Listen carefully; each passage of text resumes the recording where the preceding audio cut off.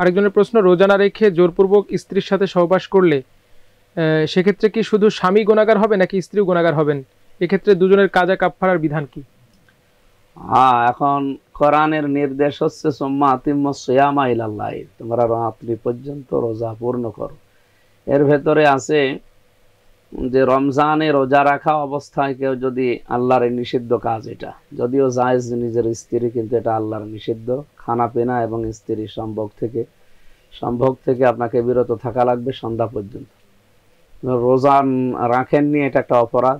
জোর করে আপনি এই কাজ দিনের বেলা করলেন, এটা আর একটা অপরাধ। দুইটাই কবিরা গুনাহ হবে। আর এটার কাফফারা, যেহেতু রোজায় রাখেননি তার তো আর কাফফারা নেই, আপনার কবিরা গুনাহ হবে এতটুকুই।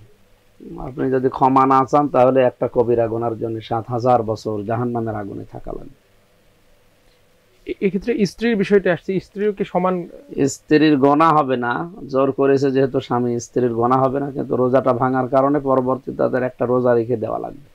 যদি এরকম কোনো দিন হয় তাহলে সেটার জন্য ওই 11 মাসের ভেতরে একটা রোজা রাখা লাগবে স্ত্রী।